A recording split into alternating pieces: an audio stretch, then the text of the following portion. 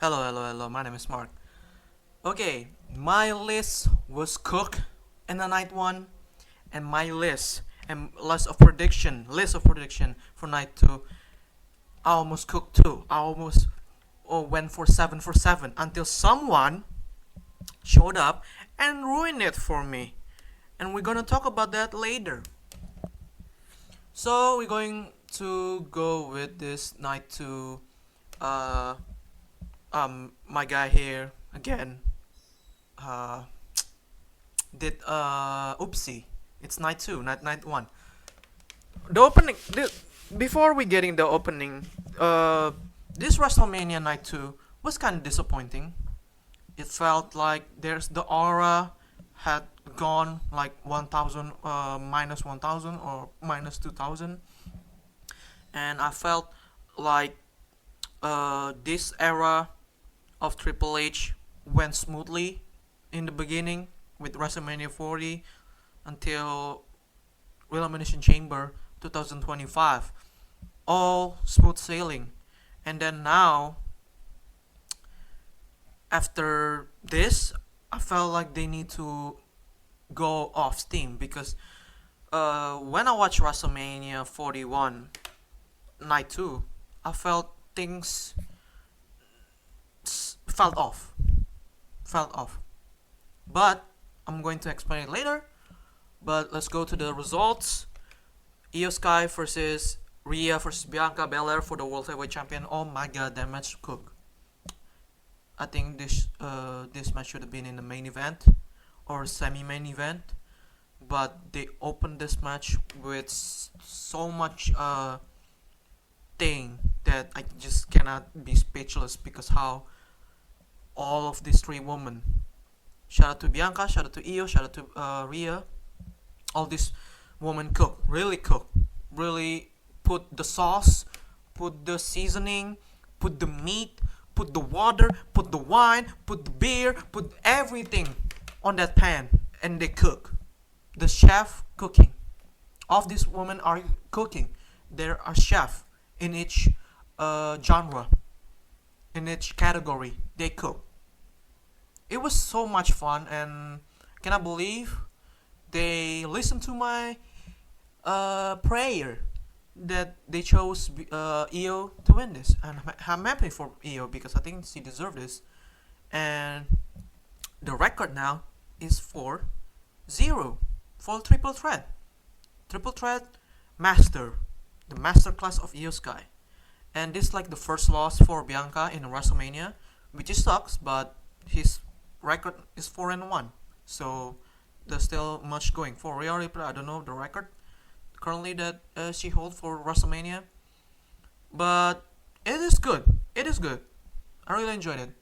Next one is Drew McIntyre versus Damian Priest in Sin City Straight Fight, and this match is not. It's mid to okay, in the middle and to the okay category, because I think they could go one off, but with this kind of like filler type of match, and then there is like the story before this and like good nothing match, the nothing burger match, and I felt that way because I think Drew and Damien could go for something bigger, but in the end we have to see this feud on WrestleMania, and it sucks. I think both of them are talented people. Drew's supposed to be in the World Heavyweight title scene, same as Damien. Instead, we get Yeet Mania, and the match was okay. Don't get me wrong. Shout out to Jey Uso. I'm happy that he win. I'm happy that he finally get the title. But with talented as Gunther was, it sucks that he had to carry those, and it sucks. Really, it is. But it is what it is. We move on. This Drew McIntyre versus Damian Priest match was decent, middle to decent to okay.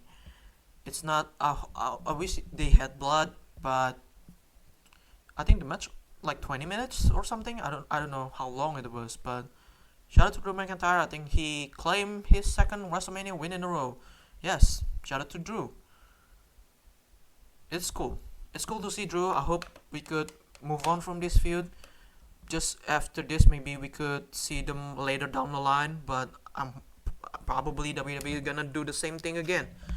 Do rematches. Let's do this like a trilogy. Back to back to back. Just no. Hopefully, just let Drew do his thing. Let Damien do his thing. Move on from this. I want to see them, whether they are in the intercontinental, the mid card title, or whether they put straight to the heavyweight title picture. So yeah, it's good. Now this one, oh my god, all talented people. After EO, we had the breeder kind of match with Drew and Damien, Braun Breaker, Penta, Finn Balor, and Dominic Mysterio. They are cooking. I'm happy for Dominic to win this. I'm really happy. I'm really just enjoyed. And people seems to love Dominic now. They don't boo. They don't boo Dominic. They boo Finn Balor. It's just weird. It sucks for Finn. I think Finn just do his thing. Just don't want to.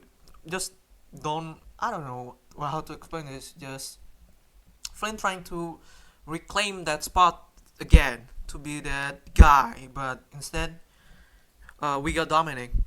With this, hopefully we could see a turning point where Dominic can do a twinner type of character where people love him as because how not just entertaining he is, just be himself in the ring. Everything here just perfect feature like father like son. Eddie Guerrero Intercontinental Champion. Now Dominic follow his footsteps. I'm happy for him, Mister. I really do, especially with his entrance. Kind of botch it at when he tried to remove his mask. He's kind of stuck, and then a couple seconds later he kind of pulled it off. And then with his entrance, he showed off his cool mask. Like I forgot the luchador who wore the mask. I think it's Mysterio, the old Mysterio before Rey Mysterio. Just Mysterio, and the other one I forget. It's cool. It's cool. Shout out for by Dominic to show his heritage and his culture, and show his like kind of like legacy where he's from. It's fucking awesome. Shout out to Dominic. I hope he had a lengthy title run where people just enjoy this man, just do his thing. I hope after this we get to see him talk, do a promo. Not let's not boo this bad. Just be happy he was there, and be a twinner. Just people love him because he's a twinner character. Let's see it. Orton Open Challenge. This one, oh my god, there's so many people that people want to see in this match. People want to see Jeff Hardy, they want to see Malachi, they want to see Rusev, they want to see a bunch of peoples. Maybe Nick Aldis. People want to see Nick Aldis wrestle at WrestleMania. But instead we get Joe Henry. And I'm happy for Joe Henry. I'm happy that TNA gets to shine in this. This is like a huge break for TNA. For TNA wrestling, like fans like myself. I used to be a TNA wrestling fan until I don't know 2017. I kind of left watching, just left the scene entirely. But now I'm excited with this. Joe Henry getting just good crowd, but some people said that this was a squash. Joe Henry getting squashed by Randy Orton and TNA getting squashed by, especially TNA champion getting squashed. It's kind of bad. I'm 50-50 on this because I felt that this is a good exposure for TNA in the brand, just like worldwide stage. This is good. I know. This is bad for like TNA, like because how are you doing this to, especially to a champion who carried the company, and then you just give him like a couple of minutes of match, especially against Randy Orton. Especially, it's not a squash. I think, if you watch the match, Henry just give him like a couple offense until he do his kind of like gimmick. What is it like? not flexing, just what is it, taunt to a camera, giving his taunt and getting RKO. It's funny. Don't get me wrong. It's fucking funny. But it is what it is. It's just people want to see like people like Jeff Hardy. I'm excited to see Jeff Hardy in WrestleMania facing Randy Orton. Like they had classics. They have like history. But this one is cool. Don't get it twisted. I'm in the middle. I'm happy for Joe Henry. I'm happy for TNA. I understand for people who don't like this match because how they kind of buried Joe Henry. But in the end, it's Randy Orton. This is like 20-year anniversary for this man who went to every single WrestleMania since WrestleMania 20. You cannot deny it, and you cannot just just brush it away, the history. So I understand why I make this like quick type of like matches. Just have fans like smile in their face, and then Randy did a meme doing the Joe Henry, and then it was pure funny moments right there, and it pure joy to see like Randy just having fun, and then Randy Orton giving Joe Henry like a rub, a legendary rub, just not RKO him 2 times, and then just be with the legend. So I think that's a win-win in my eyes for TNA and Joe Henry himself. He basically in the WrestleMania, so I'm not that bad. I'm just kind of like a little bit disappointed, but who cares? We move on. This is good for TNA. This is good for Joe Henry, and then that's it. That's it. Logan Paul versus AJ Styles. Man. This match, I'm correct from start to finish. I start from start to right now. I'm correct to all of single prediction I've had. With this match, man, it was nothing. It sucks that this is like a filler match. Like some of them is a filler match. Drew is a filler match. Randy Orton's Open Chance a filler match. Logan Paul versus AJ Styles is a filler match. It sucks that we get to see this type of like Logan Paul match where he had to bring someone in his corner to do a dirty type of deeds, and every single time whether he I think this is like after he won like whether United States champion or whatever it is, he always involved someone on his camp. The only thing I've remembered that he didn't involve someone, it's his feud with The Miz. That's the only thing I've remembered, if I remember correctly. If I'm wrong, I'm wrong. But that's the only thing I've remembered. This man only have like a pure singles one-on-one with The Miz. It's with The Miz. I'm disappointed in Logan. Especially Logan Paul aura has been kind of like sucked out. Same with AJ Styles. Both of them are talented in my eyes. And this match should have been like a 4-star type of match where they just throw a blow for blow. A dickhead versus like a legendary wrestler. A man who grind his way from WCW till now, and someone who kind of popular themselves by going to Japanese forest and saw a dead guy, now just claiming he's the best. This is a type of good matchup, but I felt like the build up it was boring. I wish they could do this back maybe before Elimination Chamber, so we get the story piece by piece. But this story with Logan Paul and AJ Styles, there was a third character, third wheel on this goddamn match was Karrion Kross. I love Karrion Kross. I think he should have done this match and not Logan Paul. But here we are, accepting this match, and the aura and everything they've got just got sucked up. I even don't watch this match because how felt wrong it is.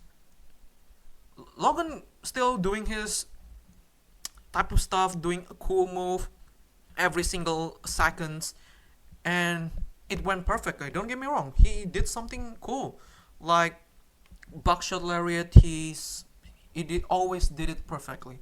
I really love it. I wish it was his finisher instead of like whatever. And don't get me wrong, I love pulverizer, whatever it is, or mass driver. I love those, but come on, let's get the buckshot as your main finisher. I don't mind really at all. And they trade blow for blow again. They Logan Paul do Styles Clash, AJ Styles doing his Styles Clash, and because Karen Cross trying to persuade AJ Styles to do his deeds by giving like a brass knuckle and told him to punch Logan Paul. I wish he didn't, but in the end, he didn't. He didn't do it. Just everything. The match was good. Don't get me wrong. The match is good, but it just felt off. It felt off, and everything is just not good in my eyes with this type of match. I wish just it just does first Logan Paul happen before WrestleMania, so they can do something different. But here we are. The match was good, good to okay, okay to good.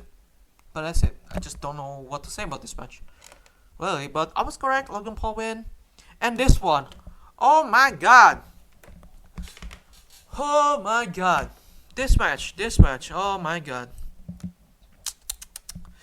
I was all of them almost correct until someone showed up.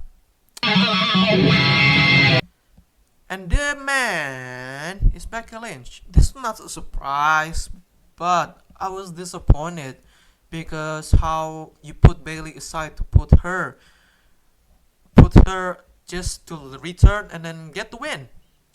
And to be honest, I just don't like how this story went. Don't get me wrong, I'm happy for Becky Lynch to come back. I'm a Becky Lynch fan. I'm happy for Becky Lynch. I'm happy for Lyra Valkyria. I think she's the first woman to get 2 titles. Like she did debut like 2024-ish or something, and then she already managed to win 2 titles. Like a year later, it just don't. Is that a thing? I don't know. Is that facts that we should know? I think she did a world record, I guess, by the fastest woman to get to championship on his kind of like debut after they debut in 2024. I'm happy for them, but so many people called Becky Hogan. Don't get me wrong, I don't like IWC, but IWC tell that Mercedes Hogan, and then Io Hogan, Rhea Hogan, Bianca Hogan, so many Hogan.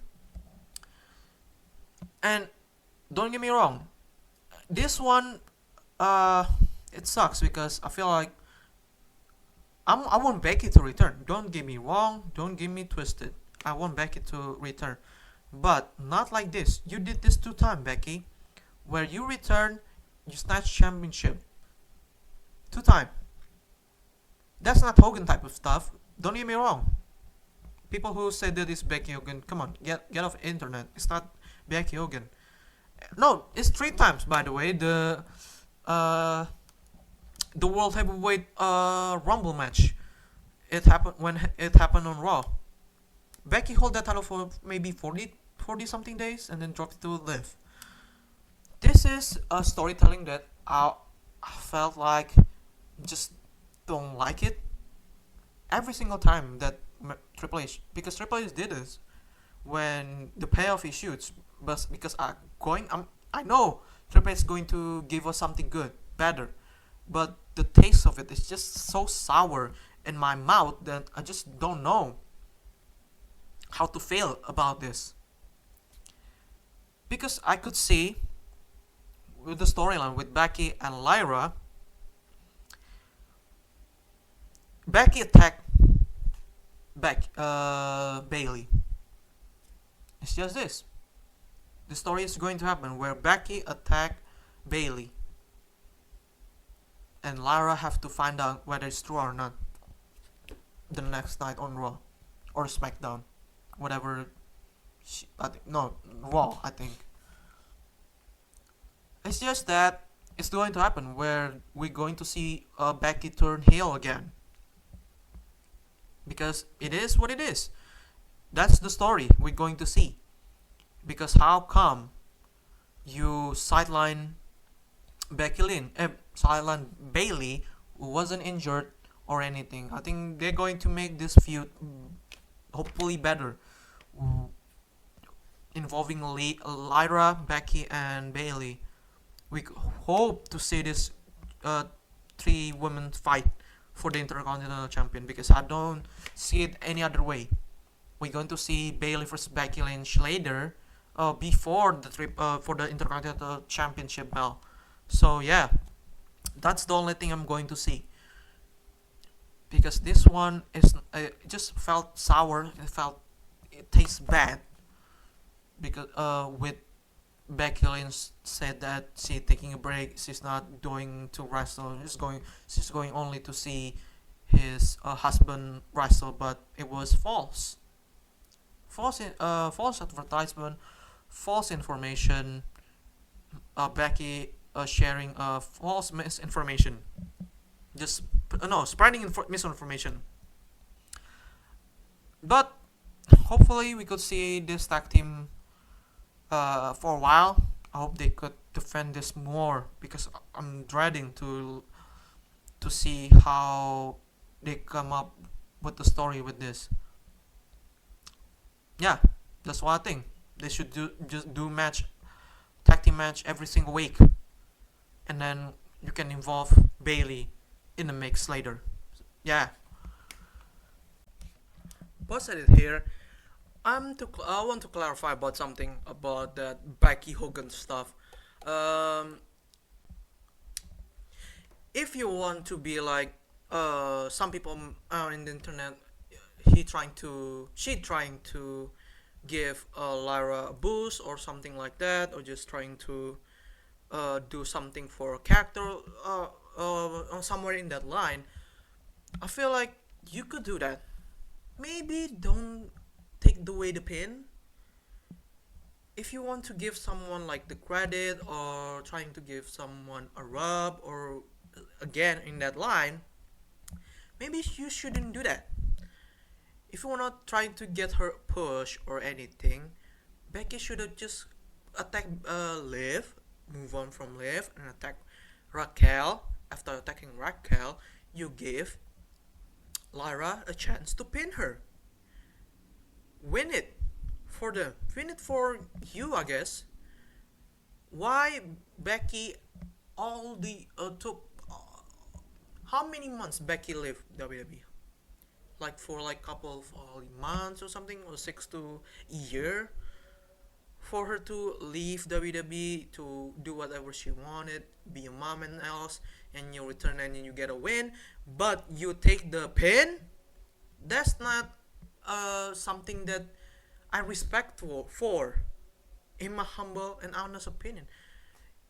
I love Becky. I love her character and I love her stuff. Whatever she doing right now is amazing. Whether right now or before that, it's cool to see her came back.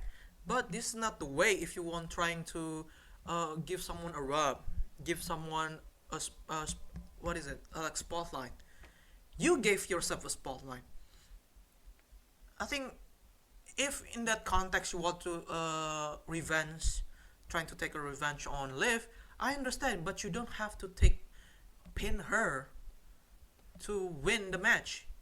To me, it's just a waste of time, a waste of like Lyra's push, or just trying to give her like something to add on to her resume. It's just to me, it's kind of like, I don't like it. That's why I'm 50-50 on this. I'm happy for both of them. I'm happy that Lyra is the double champion.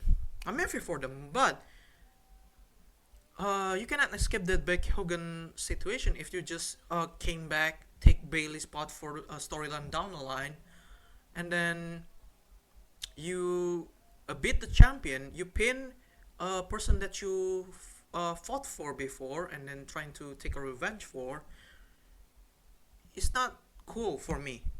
To me, it's just disrespectful to Bailey, and then the kind of insult people who just genuinely want to see a surprise that might be different from Bailey. I understand the connection with you, both of you. It's cool to see that a teacher and a student get together, or whether a fan and person that they fan for together, they finally won something for both of them. I'm genuinely happy for them. I really do. But let's not get over the fact that you sideline Bailey, who worked her ass off. I think she kind of like sacrificed in my eyes. I saw her sacrifice her feud with something different. Her quote unquote student in my, I guess it's Roxanne. Now Roxanne still stuck in NXT until she faced shit, I forgot her name. Stephanie Fauquier next Tuesday, if or next Wednesday. No, Tuesday for the NXT champion. Yeah, to be honest, I'm 50-50 on this. I love it when finally they won. I hate it because they you kind of ruin it, my prediction, but you kind of ruin the something that fans trying to look for, and then you sideline someone that people genuinely love for, and then you uh, win at your first return. I understand, but you're not a surprise guest. If you're a surprise guest, a surprise tech partner, I wouldn't mind. But you are like already cemented yourself as the greatest of all time, already one of the best female wrestlers in the world, and you win like that, and you won like that. After you return, after all, you took a break and you sat on the comedy stuff, or just the comedy something, or just comedy show. You said you're done with wrestling, and then you came back, took Bailey's spot, and understand. And people said that, hey, it's not Becky's fault. It was the the creative. But if people like you're Becky Lynch, you could say no. You have the power on this. You could just say no. Hey, get Bailey the chance. You don't need me. I'm going to be here maybe next year, or Raw after Mania. I wouldn't mind to show up. It's cool to see both of them like getting the shine. Becky could have said no. I'm genuinely think that Becky could say no. It is what it is. Becky could say no to a spot like this, but it is what it is. Bailey missed this year's WrestleMania. It is what it is. We move on. We could probably get to see that feud. I think it's going to lead up to that. I think. Yeah. Again, I'm not happy and disappointed. I'm happy and disappointed. Just that's it. The main event of the evening: Cody Rhodes versus John Cena for the Undisputed Championship. John Cena finally called it. He's already ruining wrestling. Yes, thank God. Thank you, Cena. Thank you, Cena. Man, this match was mid as mid. I was disappointed. I was flabbergasted. I'm happy. I'm excited. I'm just really, really happy for the man, for the GOAT himself. John Cena came out with nothing. His entrance just felt just with white leather and black, just Microsoft Word, and the entrance and everything just said John Cena. No colors, no everything. It's perfect. It was perfect. I enjoyed it. And and then later Cody came with motorcycle, some dirt bike or something, and it was cool to see. And the match happened. It was like traditional match where John Cena spammed AA for like 4 or 5 times. And I was led to believe that this main event is going to be cinema, where, oh yeah, I'm going to say it later. I'm going to get it later, but we're going to talk about this match. I forgot to mention something. It was bigger than this. It's funny too. I was led to believe this match is going to be cinema. I was led to believe this match is going to be just epic. After that endgame type of run that they did with WrestleMania 40, I was led to believe this is the new era. This is Phase 4 or Phase 5, whatever the fuck Marvel was doing, but better. But in the end, they follow Marvel's footstep with this one. They wrestle like 20 something minutes. I don't remember what minute was it. And then Cody's wrestle, and then there is a ref bump, and then Travis Scott came out, and everything went to shit after that.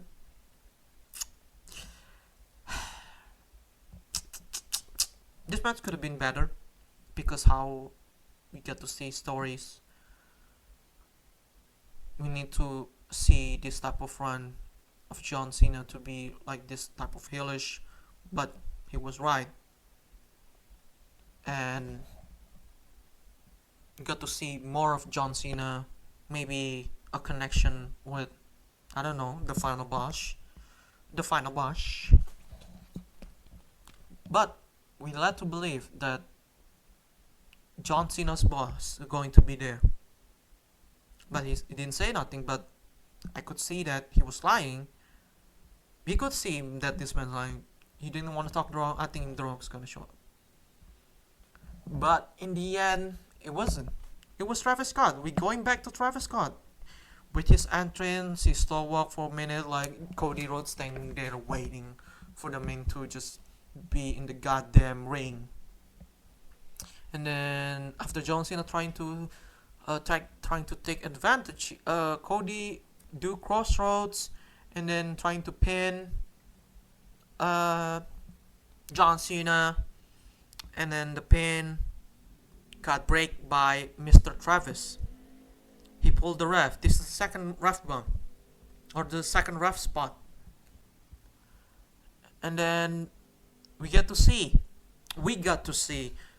Cody Rhodes minutes later.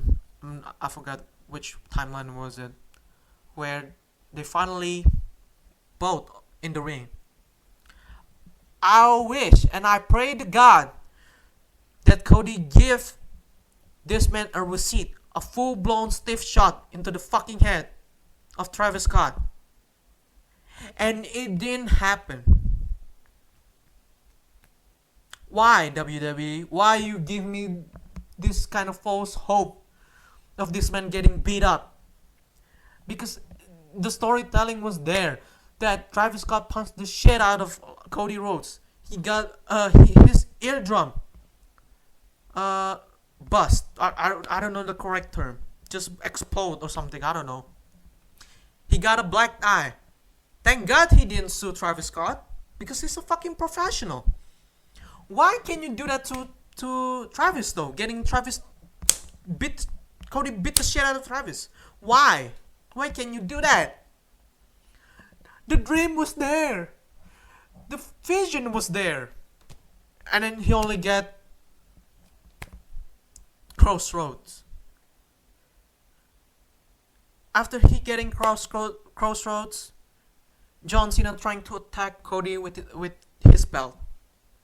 And Cody stop him and take him. And Cody trying to attack John Cena with his belt, but he hesitated. And then John Cena kick him in his balls. And then from there, John Cena attack Cody Rhodes with his final one, the final attack. which is using the belt. And then the ref came in. Is that the second ref bump or the third ref bump? I don't know. They count 1, 2, 3. John Cena's the new champion, undisputed champion. He broke. He broke Ric Flair's 16. Sorry. Finally broke those a record. Finally, 17-time world champion. Which I'm happy to see that happen. But now, after all that, I felt disappointed. Not in myself. I'm just expecting more, but I didn't get it. I should have composed myself and just don't have high expectation for everything. That's a part of life. Don't expect high things. Just in the middle, or just middle to low expectation, like in the balance of low, almost the top of the low before you getting into high expectation.